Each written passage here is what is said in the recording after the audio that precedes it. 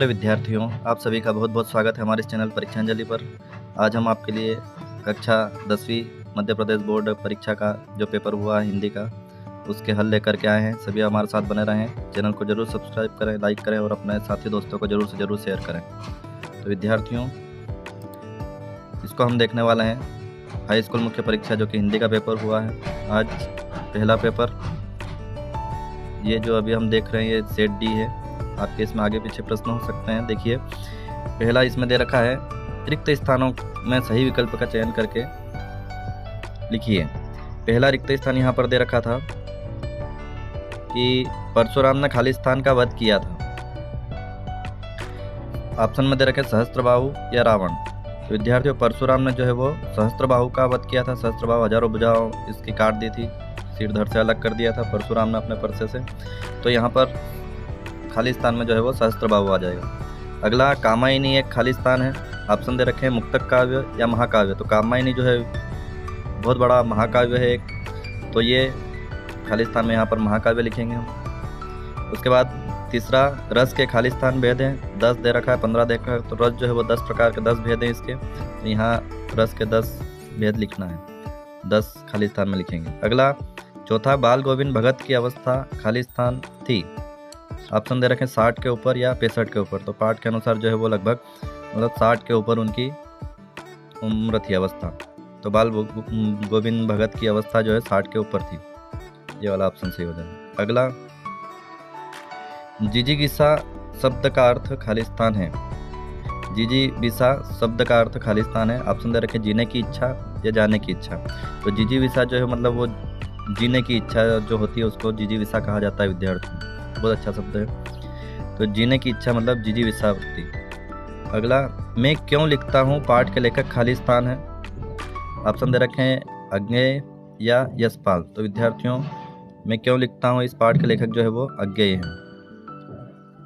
तो इस प्रकार से सभी रिक्त स्थानों को नंबर मिला लीजिए। पहले में आएगा सहस्त्रबाहु, दूसरे में महाकाव्य, तीसरे में 10, चौथा 60 के ऊपर, पांचवा जीने की इच्छा और छठा अज्ञेय। आगे बढ़ते हैं। सत्य असत्य का चयन करके लिखिए। पहला दे रखा है कमल तालाब को छोड़कर आकाश में खिल रहे हैं। तो विद्यार्थियों, ये जो है वो ऑप्शन असत्य हो जाएगा, क्योंकि कमल तालाब को छोड़कर के जो झोपड़ी में खिल रहे हैं ऐसा पाठ में दर्शाया गया है। तो पहला वाला जो असत्य हो जाएगा। अगला, चौपाई छंद अर्ध सममात्रिक छंद है। तो ये भी विद्यार्थियों असत्य हो जाएगा। चौपाई जो है वो सममात्रिक छंद है कि हर चरण में जो है वो 16 मात्राएं होती है। दोहा जो है वो अर्ध सममात्रिक होता है, 13 13 11 11 मात्रा वाला। यहाँ पर चौपाई दे रखा है, तो चौपाई छंद जो है वो मात्रिक छंद होता है, इसलिए सममात्रिक छंद होता है, इसलिए यहाँ पर ये जो असत्य हो जाएगा। अगला, शीला अग्रवाल मन्नू भंडारी की माँ थी। तो ये भी जो है विद्यार्थी असत्य है। शीला अग्रवाल मन्नू भंडारी की माँ नहीं थी। मन्नू भंडारी को ये इन्होंने प्रेरित किया था लिखने के लिए, साहित्य पढ़ने के लिए, लिखने के लिए। तो ये भी असत्य हो जाएगा। अगला, बिस्मिल्लाह खां को शहनाई वादन के लिए भारत रत्न मिला। तो बिल्कुल ये सत्य विद्यार्थियों। बिस्मिल्लाह खां जो कि अच्छे शहनाई वादक थे, उनको भारत रत्न मिला शायद 2001 में। फिर, जिस भाव से किसी काम को करने या होने का बोध होता है उसे क्रिया कहते हैं। तो ये विद्यार्थियों सही हो जाएगा। क्रिया उसी को कहते हैं जिस भाव से किसी काम के करने या होने का बोध होता है तो उसको क्रिया कहते हैं। तो पांचवा जो है वो सत्य हो जाएगा। अगला, सभ्यता संस्कृति का परिणाम है। तो ये भी जो है वो सत्य है। सभ्यता ही जो है वो संस्कृति का परिणाम है। सभ्यता से ही संस्कृति झलकती है, इसलिए ये सत्य हो जाएगा। तो विद्यार्थियों, इस प्रकार से सत्य असत्य में पहले 3 जो है वो असत्य है, उसके बाद में आखिरी के जो 3 है वो तीनों सत्य हैं। इस प्रकार से आपको हल करना था। आगे बढ़ते हैं। सही जोड़ी मिला करके लिखिए। बहुत सरल सही जोड़ी दी गई थी, जिसमें दे रखा था एक तरफ संगतकार, छंद के प्रकार बिस्मिल्लाह खां, गले का हार होना, संधि के प्रकार और बालम खीरा। और एक तरफ दे रखा था लखनऊ शहनाई वादक 2 3 मंगलेश डबराल, यह बहुत प्यारा। तो पहला वाला विद्यार्थी जो है संगतकार जो है उसको हम मंगलेश डबराल से मिलाएंगे। संगतकार पाठ जो मंगलेश डबराल द्वारा लिखा गया। उसके बाद छंद के प्रकार, छंद जो है 2 प्रकार के होते हैं विद्यार्थी, तीसरे वाले से मिलाएंगे इसको 2 प्रकार के, मात्रिक और वर्णिक छंद। उसके बाद में बिस्मिल्लाह खां, ये जो अभी हमने ऊपर देखा था अभी सत्य सत्य में बिस्मिल्लाह खां जो है वो शहनाई वादक थे। तो बिस्मिल्लाह खां को शहनाई वादक से मिलाएंगे दूसरे से। अगला गले का हार होना। गले का हार होना एक मुहावरा है, बहुत प्यारा होना, तो गले का हार होना यहाँ बहुत प्यारा से मिलाएंगे। संधि के प्रकार 3 प्रकार, स्वर संधि, व्यंजन संधि, विसर्ग संधि, इस प्रकार से संधि को 3 से मिलाएंगे। और बालम खीरा जो है वो लखनऊ, पहले वाला ऑप्शन से मिलाएंगे। बालम खीरा ककड़ी जो है वो लखनऊ में बहुत ज़्यादा होती है प्रसिद्ध। तो इस प्रकार से सही जोड़ी मिला लेंगे। संगतकार को मंगलेश डबराल से। छंद के प्रकार में 2, बिस्मिल्लाह खां शहनाई वादक, गले का हार होना बहुत प्यारा होना, संधि के प्रकार 3 और बालम खीरा जो है लखनऊ। इस प्रकार से हमको सही जोड़ी मिला लेना था। आगे बढ़ते हैं। अब दे रखे हैं एक वाक्य में उत्तर लिखिए। एक वाक्य में उत्तर लिखिए। यहाँ पहला दे रखा किसकी आभा अट नहीं रही है। तो पाठ के अनुसार विद्यार्थियों फागुन की आभा जो है वो अट नहीं रही है। तो यहाँ पहले वाले एक वाक्य के उत्तर में जो है वो फागुन आ जाएगा। अगला प्रबंध काव्य के कितने भेद होते हैं। प्रबंध काव्य के विद्यार्थियों 2 भेद होते हैं, एक महाकाव्य एक खंड काव्य। प्रबंध काव्य के 2 भेद होते हैं, 2 लिखना था हमको केवल संख्या। अगला नेताजी सुभाष चंद्र बोस की प्रतिमा कहाँ लगवा दी गई। तो पाठ आपने पढ़ा होगा नेताजी का चश्मा। नेताजी सुभाष चंद्र बोस की प्रतिमा जो है वो कस्बे के चौराहे पर लगवा दी गई थी। तो कस्बे के चौराहे पर लिखेंगे, बाजार जो था कस्बे का बाजार, उस चौराहे पर लगाई गई। अगला काला अक्षर भेष बराबर का क्या अर्थ है। तो काला अक्षर भेष बराबर, इसका जो अर्थ है वो निरक्षर होना। काला अक्षर भेष बराबर, ये निरक्षर होना। अगला बाबूजी रामनामा बही में कितने बार राम नाम लिखते थे। तो बाबूजी जो है रामनामा बही में विद्यार्थियों 1000 बार राम नाम लिखते थे। हमको यहाँ पर 1000 बार लिखना था इसमें। अगला साना साना हाथ जोड़ी पाठ के आधार पर पहाड़ी कुत्ते कब भौंकते हैं। तो साना साना हाथ जोड़ी जो पाठ है उसके आधार पर पहाड़ी कुत्ते जो है वो चांदनी रात में भौंकते हैं। इस प्रकार से आपको सभी कर लेना था। पहले में फागुन, दूसरे में 2, तीसरे में कस्बे के चौराहे पर, चौथा वाले में निरक्षर होना, 5वें में 1000 बार और 6ठे में चांदनी रात में भौंकते हैं। इस प्रकार से ये उत्तर हो जाता है। आगे बढ़ते हैं। सही विकल्प का चयन करके लिखिए। सही विकल्प का चयन करके लिखिए। ऑप्शन दे रखे हैं यहाँ पर। वात्सल्य के पहला दे रखा है वात्सल्य के श्रेष्ठ कवि माने जाते हैं। ऑप्शन दे रखे हैं तुलसीदास, सूरदास, कबीरदास, जयशंकर प्रसाद। तो वात्सल्य से संबंधित, माँ बेटे के प्रेम से संबंधित, बालक के लड़कपन से संबंधित जो है अधिकतर रचनाएं सूरदास द्वारा लिखी गई है कृष्ण के बारे में। तो यहाँ पर वात्सल्य के श्रेष्ठ कवि जो है वो सूरदास माने जाते हैं। ब वाला ऑप्शन जो है वो सही हो जाएगा। अगला हवा की थिरकन सिमटा हुआ संकोच माना है। हवा की तिरकन का सिमटा हुआ संकोच माना है। ऑप्शन दे रखे हैं मिट्टी को, फसल को, आकाश को या बरसात को। तो विद्यार्थियों इसका जो सही उत्तर जो है ब वाला हो जाएगा, फसल को। फसल जो आपने पाठ देखा होगा, हवा की तिरकन का सिमटा हुआ संकोच फसल को माना है। अगला वीर रस का स्थायी भाव है। ऑप्शन दे रखे हैं क्रोध, उत्साह, भय, रति। तो वीर रस का स्थायी भाव जो है वो विद्यार्थियों उत्साह होता है। तो यहाँ पर ब वाला ऑप्शन सही हो जाएगा, वीर रस का स्थायी भाव उत्साह, ब वाला। आगे बढ़ते हैं चौथे सही विकल्प की ओर, जहां दे रखा है हालदार साहब को कंपनी के काम से कस्बे से गुजरना पड़ता था। ऑप्शन दे रखे हैं हर रोज, हर दूसरे दिन, हर 15वें दिन या हर 13वें दिन।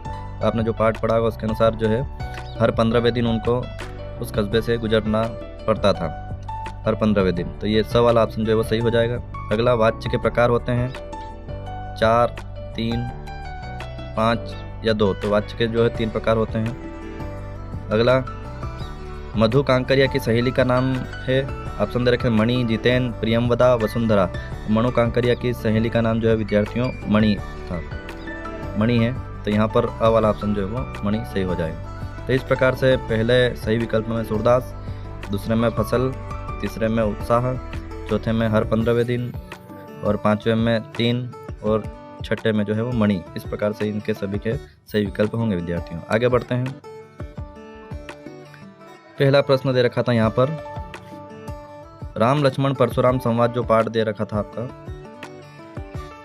राम लक्ष्मण परशुराम संवाद पाठ के आधार पर राम के स्वभाव की जो है वो 2 विशेषताएं बतानी थी। तो आप इस प्रकार से जो है वो 2 विशेषताएं बता देते हैं राम के बारे में, विनम्रता और सहनशीलता। राम जो अत्यंत विनम्र और सहनशील स्वभाव के थे। परशुराम के क्रोधित होने पर भी उन्होंने शांति और धैर्य बनाए रखा। इस प्रकार से लिख सकते थे 1 पॉइंट और 1 पॉइंट विवेक और बुद्धिमत्ता। राम ने अपनी बुद्धिमत्ता और विवेक से जो है परशुराम के क्रोध को शांत किया। उन्होंने बहुत जो गुस्से में आ गए थे परशुराम जी, इस प्रकार से लिखना था। इसके अथवा में था संगीतकार किन किन रूपों में मुख्य गायक गायिकाओं की मदद करते हैं। तो संगीतकार पार्ट में जो है आपने देखा होगा मंगलेश डबराल जो बताते हैं कि संगीतकार मुख्य गायक गायिकाओं के सुर में सुर मिलाकर उनके गायन को सहारा देते हैं। जब मुख्य गायक गायिकाएं अपनी लय या सुर खोने लगते हैं तो संगीतकार उन्हें वापस सही रास्ते पर लाते हैं। वे मुख्य गायक गायिकाओं को आवाज़ को भारी होने से बचाते हैं और उनके प्रदर्शन को सुगम बनाते हैं। इस प्रकार से कुछ पॉइंट आपको लिखना था संगीतकार के बारे में। आगे बढ़ते हैं। 7वां जो प्रश्न दे रखा था, खंड काव्य किसे कहते हैं। तो इस प्रकार से आपको ये उत्तर लिखना था, खंड काव्य किसे कहते हैं। खंड काव्य महाकाव्य का एक लघु रूप होता है। इसमें किसी मनुष्य के जीवन की किसी एक घटना का वर्णन होता है। इसमें एक ही मुख्य रस होता है और कथा वस्तु में एक सूत्रता होती है। यह महाकाव्य की तरह विस्तृत नहीं होता और इसमें कम सर्ग होते हैं। मतलब महाकाव्य का छोटा रूप होता है लघु खंड काव्य। तो इस प्रकार से लिखना था। उसके बाद में इसके अथवा में दे रखा था अतिशयोक्ति अलंकार की परिभाषा उदाहरण से लिखी है। तो इस प्रकार से अतिशयोक्ति अलंकार वह अलंकार है जहाँ किसी वस्तु या बात का वर्णन आवश्यकता से अधिक बढ़ा चढ़ा करके किया जाता है। इसमें किसी बात को इतना बढ़ा चढ़ा करके कहा जाता है कि वह सामान्य लोक सीमा का उल्लंघन कर जाती है। जैसे यहाँ उदाहरण देखिए, लिखा है हनुमान की पूंछ में लगन पाई आग, लंका सारी जल गई गए निशाचर भाग। मतलब हनुमान की पूंछ में आग भी नहीं लगी और लंका जल गई, कैसे हो सकता है। मतलब यहाँ पर बहुत ज़्यादा अतिशयोक्ति बढ़ा चढ़ा करके बताया जा रहा है। तो पूंछ में आग लगने से पहले ही लंका का जलना और राक्षसों का भाग जाना जो है वो अतिशयोक्ति है। तो इस प्रकार से इसका उत्तर लिखना था। अगला जो प्रश्न 8वां था, हास्य रस की परिभाषा दी लिखते हुए उदाहरण भी लिखिए। तो हास्य रस जब किसी रचना या कथन को पढ़कर या सुनकर मन में हंसी का भाव उत्पन्न होता है, वहाँ हास्य रस होता है। इसका स्थायी भाव जो है वह हास है। इसमें उदाहरण यहाँ दे रखे हैं। इसकी बजाय आप ये भी लिख सकते थे, मैं महावीर हूँ, कागज को मरोड़ सकता हूँ, गुस्सा आ जाए तो पापड़ को भी तोड़ सकता है। इस प्रकार से जहाँ पर हास्य उत्पन्न होता है वहाँ पर हास्य रस होता है। ये अथवा में दे रखा था दोहा छंद की परिभाषा उदाहरण सहित लिखिए। तो दोहा एक अर्धसममात्रिक छंद है। इसमें 4 चरण होते हैं। इसके विषम चरण पहले और तीसरे में जो 13-13 मात्रा होती है विद्यार्थियों, और सम चरण जो होते हैं दूसरे और चौथे, इसमें 11-11 मात्रा होती हैं। इसके बाद में आगे देखते हैं प्रश्न क्रमांक 9वां, आत्मकथा और जीवनी में 2 अंतर लिखिए। तो आत्मकथा और जीवनी में 2 अंतर, लेखक के बारे में अगर इसमें देखें हम तो आत्मकथा स्वयं लेखक के द्वारा लिखी जाती है और जीवनी जो है वो किसी अन्य व्यक्ति के द्वारा लिखी जाती है। आत्मकथा जो है लेखक के स्वयं के जीवन पर आधारित होती है और जीवनी किसी अन्य व्यक्ति के जीवन पर आधारित होती है। इस प्रकार से 2 पॉइंट लिख सकते थे। इसके अथवा में था कहानी और उपन्यास में कोई 2 अंतर लिखिए। तो कहानी जो है वो संक्षिप्त होती है और उपन्यास जो एक विस्तृत और लंबी कथा होती है। कहानी में पात्रों की संख्या सीमित होती है और उपन्यास में पात्रों की संख्या जो है वो अधिक होती है। इस प्रकार से ये कहानी उपन्यास में 2 अंतर लिख सकते थे। अगला प्रश्न था 10वां, लेखिका मन्नू भंडारी के पिता रसोई को भटियार खाना क्यों कहते थे। तो इस प्रकार से देखिए, लेखिका मन्नू भंडारी के पिता को रसोई को भटियार खाना इसलिए कहते थे क्योंकि उनका मानना ऐसा था कि मतलब रसोई में काम करने से लड़कियों की क्षमता और प्रतिभा सीमित हो जाती है। वे चाहते थे कि उनकी बेटियां घर की 4 दीवारी से बाहर निकले और दुनिया का सामना करें। उनका मानना था कि रसोई के काम में उलझकर लड़कियां और वो अपनी जो रचनात्मकता और बुद्धिक विकास जो है खो देती है। उनके अनुसार रसोई का काम एक भट्टी की तरह होता है जहाँ लड़कियों की प्रतिभा जल करके राख हो जाती है। इस प्रकार से उत्तर लिखना था। उसके बाद में इसके अथवा में था मूर्ति पर लगा सरकंडे का चश्मा क्या उम्मीद जगाता है। तो मूर्ति पर लगा सरकंडे का चश्मा यह उम्मीद जगाता है कि देशभक्ति और सम्मान की भावनाएं जो है अभी भी जीवित है। यह दिखाता है कि लोग अभी भी अपने नायकों को याद करते हैं और उनका सम्मान करते हैं, भले ही उनके पास सीमित संसाधन हो। यह चश्मा यह भी दर्शाता है कि रचनात्मकता और सरलता से किसी भी समस्या का समाधान किया जा सकता है। इस प्रकार से ये उत्तर ऐसा लिखना था आपको। आगे प्रश्न था अगला 11वां, भगत ने अपने बेटे की मृत्यु पर अपनी भावनाएं किस तरह व्यक्त की। तो भगत ने अपने बेटे की मृत्यु पर शोक नहीं मनाया बल्कि उन्होंने उत्सव मनाया। उन्होंने कहा कि आत्मा परमात्मा से मिल गई है, जो खुशी की बात है। उन्होंने अपने बेटे के शव को फूलों से सजाया और भजन गाए। उन्होंने अपनी बहू को भी रोने के बजाय उत्सव मनाने के लिए कहा। इस प्रकार से उन्होंने भगत ने इस प्रकार से ऐसी भावनाएं व्यक्त की। अगला इसका अथवा में था काशी में हो रहे कौन से परिवर्तन बिस्मिल्लाह खां को व्यथित करते थे। सांस्कृतिक धरोहर का क्षय, जैसे काशी की सांस्कृतिक धरोहर परंपरा तेजी से बदल रही थी, ये प्रभावित कर रहे थे, व्यथित थे वो। संगीत और अदब की परंपरा में कमी आ रही थी। संगीत साहित्य और अदब की परंपरा में धीरे धीरे कमी आ गई थी। पहले जैसा प्यार और भाईचारा हिंदू और मुसलमानों में देखने को नहीं मिलता था, इसलिए वो व्यथित थे। और एक और पॉइंट, कलाकारों के प्रति सम्मान में कमी। गायक कलाकारों के मन में भी संगत करने वाले कलाकारों के प्रति बहुत अधिक सम्मान नहीं बचा था, इसलिए वो बहुत व्यथित थे। अगला 12वां प्रश्न था स्वयं प्रकाश अथवा मन्नू भंडारी का लेखक परिचय निम्नलिखित बिंदुओं के आधार पर लिखिए। 2 रचनाएं और भाषा शैली लिखना था, तो विद्यार्थियों स्वयं प्रकाश की 2 रचनाएं लिख सकते थे। सूरज कब निकलेगा, आदमी जात का आदमी। भाषा शैली अगर इनके देखें तो स्वयं प्रकाश की भाषा जो है सरल सहज और आम बोलचाल की है। उनकी रचनाओं में मध्यम वर्गीय जीवन का यथार्थ चित्रण मिलता है। उनकी शैली में व्यंग्य और हास्य का सुंदर समन्वय है। मन्नू भंडारी का अगर लिखना होता तो 2 रचनाएं इनकी, आपका बंटी, महाभोज, कोई सी भी लिख सकते हैं। भाषा शैली मन्नू भंडारी की भाषा जो है सरल सहज और प्रवाहमयी है। उनकी रचनाओं में मध्यम वर्गीय जीवन की वास्तविकता का चित्रण मिलता है। उनकी शैली में भावनात्मक गहराई और सामाजिक चेतना का जो है सुंदर समन्वय है। इस प्रकार से इसका उत्तर लिखना था। आगे बढ़ते हैं विद्यार्थियों। प्रश्न 13 दे रखा था, निम्नलिखित वाक्यांशों के लिए एक शब्द लिखिए। एक शब्द में उत्तर देना था। तो यहाँ पर दे रखा था जिसके आने की तिथि पता ना हो, तो जिसके आने की कोई तिथि नहीं होती उसको अतिथि कहते हैं, आपको केवल अतिथि लिखना था। दूसरा वाला इसमें दे रखा था जो सब कुछ जानता हो, जो सब कुछ जानता हो वो सर्वज्ञ कहते हैं उसे, तो यहाँ सर्वज्ञ लिखना था। इसके अथवा में था समास विग्रह करके समास का नाम लिखिए। पहला था देशभक्ति, देश की भक्ति, ये जो तत्पुरुष समास है इसके अंदर देश की भक्ति तत्पुरुष समास आता है इसका नाम। और गंगा यमुना, ये जो गंगा और यमुना इसको करेंगे योजक चिन्ह हटा करके गंगा और यमुना बनेगा। यहाँ पर जो है वो द्वंद्व समास होगा, तो ये द्वंद्व समास का उदाहरण है। 2 समास के नाम लिखने थे, पहले वाले में तत्पुरुष और दूसरे में द्वंद्व समास। अगला प्रश्न क्रमांक 14 था, कभी श्वेत तो कभी रंगीन पताकाओं का फहराना किन अलग अलग अवसरों की ओर संकेत करता है। तो कभी श्वेत तो कभी रंगीन पताकाओं का फहराना अलग अलग प्रकार के मतलब वो संकेत करता है। जैसे सफ़ेद पताका जो होती है ये शांति और शोक के अवसरों का प्रतीक है। ये किसी बुद्धिस्ट की मृत्यु पर उसकी आत्मा की शांति के लिए फहराई जाती है। अगला रंगीन पताका जो थी ये शुभ कार्य और उत्सव का प्रतीक है। ये किसी नए कार्य के शुभारंभ या खुशी के अवसर पर फहराई जाती है, आपने पाठ देखा होगा। उसके बाद में अथवा था यहाँ पर भोलानाथ और उसके साथियों के खेल और खेलने की सामग्री आपके खेल और खेलने की सामग्री से किस प्रकार भिन्न है। तो भोलानाथ और जो अभी वर्तमान में लोग खेल रहे हैं बच्चे, उसमें बहुत अंतर है। भोलानाथ जो है प्राकृतिक सामग्री, मतलब भोलानाथ और उसके साथी मिट्टी, पानी या पेड़ के पत्ते और प्राकृतिक चीज़ों का उपयोग करके खेलते थे।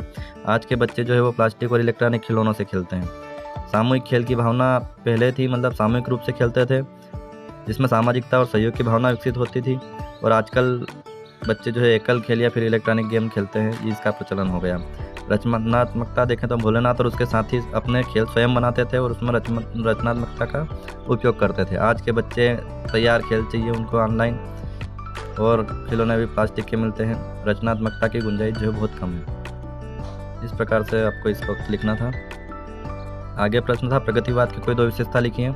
सामाजिक चेतना, प्रगतिवादी कविता में सामाजिक चेतना प्रमुख रूप से दिखाई देती है। दूसरा था यथार्थवाद, प्रगतिवादी कविता में कल्पना की जगह यथार्थवाद को महत्व दिया जाता है। इतना लिख देते तो हमको 2 नंबर मिल जाते हैं। इसके अथवा में था रीतिकाल को श्रृंगार काल क्यों कहा गया। रीतिकाल को श्रृंगार काल इसलिए कहा जाता है क्योंकि इस काल में जो है वो श्रृंगार रस की प्रधानता रही है। इस काल के कवियों ने प्रेम, सौंदर्य और विलास का चित्रण अपनी कविताओं में किया है। नायिका भेद, नक्सिक वर्णन और षट ऋतु वर्णन इस काल की जो है प्रमुख विशेषता है रीतिकाल की। इस काल के कवियों ने राधा कृष्ण के प्रेम को भी श्रृंगारित रूप में चित्रित किया, इसलिए इसको श्रृंगार काल कहा जाता है। अगला 16वां प्रश्न था, कवि सूरदास और जयशंकर प्रसाद की काव्यगत विशेषताएं निम्नलिखित बिंदुओं पर आधारित कीजिए। 2 रचनाएं भाव से लिखना था। यहाँ सूरदास की 2 रचनाएं कोई सी भी लिख सकते थे, सुरसागर, सरावली, साहित्य लहरी, जो भी। उसके बाद में भाव पक्ष लिखना था इनका। सूरदास कृष्ण भक्ति के अनन्य उपासक थे। उनकी कविता में वात्सल्य, श्रृंगार और भक्ति रस की प्रधानता है। उन्होंने कृष्ण के बाल रूप का मनोहारी चित्रण किया है। उनकी कविता में गोपियों के विरह का मार्मिक वर्णन मिलता है। सूरदास जी ने अपने काव्य में सख्य भाव की भक्ति की है। तो इस प्रकार से ये सूरदास का लिख सकते थे। अगर जयशंकर प्रसाद का लिखना था तो 2 रचनाएं उनकी कोई से भी लिख सकते थे। कामायनी, आंसू। भाव पक्ष में जयशंकर प्रसाद छायावादी काव्य के प्रमुख स्तंभ थे। उनकी कविता में प्रकृति, प्रेम और दर्शन का गहरा प्रभाव है। उनकी कविता में राष्ट्रीयता और मानवता की भावना भी दिखाई देती है। उनके काव्य में सौंदर्य और कल्पना का सुंदर समन्वय है। इन्होंने अपने काव्य में आनंदवाद की स्थापना की है। इस प्रकार से ये इनका जीवन परिचय लिख सकते थे। 17वां प्रश्न था, गोपियों ने उद्धव से योग की शिक्षा कैसे लोगों को देने की बात कही है। जब उद्धव आते हैं गोपियों के पास में श्री कृष्ण का संदेश लेकर के, तो गोपियां ने उद्धव से योग की शिक्षा उन लोगों को देने की बात कही जिनका मन चंचल और इधर उधर भटकता है। गोपियां कहती है कि गोपियों का मन तो कृष्ण के अनन्य प्रेम में पहले से ही एकाग्र है, कोई इधर उधर नहीं भटक रहा है। इसलिए उनके लिए योग साधना का उपदेश जो है निरर्थक है, बिना अर्थ का है। गोपियों के अनुसार योग की शिक्षा उन लोगों के लिए जिनका मन स्थिर नहीं है और जो संसारिक मोह माया में फंसे हुए उनके लिए, तो तुम हमें ये योग का संदेश मत सुनाओ, ऐसा गोपियाँ उद्धव को कहती है। इसके अथवा में था फसल उपजाने के लिए आवश्यक तत्व कौन कौन से हैं। तो फसल उपजाने के लिए आवश्यक तत्व मिट्टी, पानी, हवा, सूर्य प्रकाश, उर्वरक, किसानों की मेहनत, ये सभी जो है आवश्यक तत्व होते हैं। आगे बढ़ते हैं। निम्नलिखित पद्यांश की संदर्भ प्रसंग सहित व्याख्या कीजिए। पहला दे रखा था, नाथ शंभु धनु भंजन निहारा, हो यही केहू एक दास तुम्हारा, आये कहा कही किनु मोही, सुनि रिसाए बोले मुनि कोई। तो ये जो पद्यांश दे रखा है विद्यार्थियों, ये आपके वास्तव में तो ये तुलसीदास जी द्वारा रामचरितमानस में बालकांड से लिया गया है इसको, लेकिन आपके पुस्तक में जो है वो राम लक्ष्मण परशुराम संवाद से जो पाठ है आपका उससे लिया गया है। इसको संदर्भ में ऐसा लिख सकते हैं। तो इसमें जो है प्रसंग अगर देखें तो इसमें श्री राम जो है परशुराम के क्रोध को शांत करने का प्रयास कर रहे हैं। परशुराम को समझाते हैं कि शिव धनुष को तोड़ने वाला उनका ही कोई दास होगा। इसकी व्याख्या अगर देखें तो श्री राम परशुराम से कहते हैं कि हे नाथ, शिव धनुष को तोड़ने वाला आपका ही कोई दास होगा, मुझे आज्ञा दीजिए, मुझसे क्यों नहीं कहते। यह सुनकर क्रोधी मुनि जो परशुराम और भी ज़्यादा क्रोधित होकर के बोलते हैं, सेवक वह है जो सेवा का कार्य करे, शत्रुता का कार्य करके तो युद्ध ही किया जाता है। हे राम सुनो, जिसने भी शिव धनुष को तोड़ा है वह सहस्त्रबाहु के समान मेरा शत्रु है, ऐसा वो कहते हैं परशुराम जी। सुनहु राम जही शिव धनु तोड़ा, सहस भाव सम सो रिपु मोरा। जिसने भी धनुष तोड़ा है वह सहस्त्रबाहु के समान मेरा शत्रु है। यहाँ राम की विनम्रता और परशुराम के क्रोध का वर्णन किया गया। इस प्रकार से व्याख्या करनी थी। इसके अथवा वाला देखते हैं। यहाँ दे रखा था, उंगलियां माँ की कराती रही है, मधुपर्क देखते तुम इधर कनखी मार और होती जबकि आंखें चार, जब तब तुम्हारी दंतुरित मुस्कान मुझे लगती बड़ी ही छविमान। तो संदर्भ में हमको लिखना था, यह नागार्जुन द्वारा रचित कविता आपके पाठ में दे रखा है। यह दंतुरित मुस्कान से लिया गया है। प्रसंग में लिख सकते हैं, इस पद्यांश में कवि एक छोटे बच्चे की दंतुरित मुस्कान की सुंदरता का वर्णन कर रहे हैं। कवि कहते हैं कि जब व्याख्या में लिखना था, कवि कहते हैं कि जब बच्चा अपनी माँ की उंगलियों को चूसते हुए तिरछी नज़रों से कवि को देखता है और जब उनकी आंखें चार होती है तो बच्चे की दंतुरित मुस्कान उन्हें बहुत सुंदर लगती है। यहाँ बच्चे की मुस्कान की सहजता और सुंदरता का वर्णन किया गया है। इस प्रकार से इसको लिखना था। अगला गद्यांश दे रखा था, व्याख्या करनी थी। बार बार सोचते क्या होगा उस कौम को का जो अपने देश की खातिर गृहस्थी जीवन, जवानी जीवन सब कुछ होम देने वालों पर भी हंसती है। तो इसमें संदर्भ में लिखना, यह गद्यांश जो है स्वयं प्रकाश द्वारा रचित पाठ नेताजी के चश्मा से लिया गया है। प्रसंग में इस गद्यांश में हालदार साहब देशभक्ति की भावना को दर्शाते हुए अपने विचारों को प्रकट कर रहे हैं। व्याख्या में इसका व्याख्या करनी थी। हालदार साहब बार बार ये सोचते हैं कि उस देश का क्या होगा जहाँ लोग अपने देश के लिए अपना सब कुछ बलिदान करने वाले का मजाक उड़ाते हैं और खुद बिकने के अवसर तलाशते हैं। वे ऐसे लोगों के स्वार्थी रवैये से दुखी हैं जो अपने देश के प्रति समर्पित लोगों का सम्मान नहीं करते। वे सोचते हैं कि ऐसे लोग समाज के लिए खतरा है। यहाँ लेखक ने देशभक्ति और स्वार्थ के बीच के अंतर को स्पष्ट किया है। अगला अथवा में दे रखा था, इसके वैदिक इतिहास में शहनाई का कोई उल्लेख नहीं मिलता। इसे संगीत शास्त्रांतर्गत सुशीर वाद्यों में गिना जाता है। अरब देश में फूंक कर बजाए जाने वाले वाद्य जिसमें नाड़ी होती है को नहीं बोलते हैं शहनाई के बारे में। तो ये इसके बारे में लिखना था। यतीन्द्र मिश्र द्वारा रचित पाठ है। ये नौबत खाने में इबादत से लिया गया है। प्रसंग में लिखना था, शहनाई के ऐतिहासिक और सांस्कृतिक महत्व को दर्शाया गया है। व्याख्या के अंतर्गत अगर देखें तो वैदिक इतिहास में शहनाई का कोई उल्लेख नहीं मिलता है। इसे संगीत और शास्त्रों में सुशीर वाद्य मतलब फूंक कर बजाए जाने वाले वाद्य के रूप में गिना जाता है। अरब देशों में ऐसे वाद्य यंत्रों को नहीं कहा जाता है, शहनाई को शाहने कहा जाता है, जिसका अर्थ होता है सुशीर वाद्यों में शाह मतलब राजा। इस प्रकार शहनाई को सुशीर वाद्यों में सर्वोच्च स्थान दिया गया है। यहाँ लेखक ने शहनाई के ऐतिहासिक और सांस्कृतिक महत्व को स्पष्ट किया है। इस प्रकार से ये संदर्भ प्रसंग व्याख्या लिखनी थी।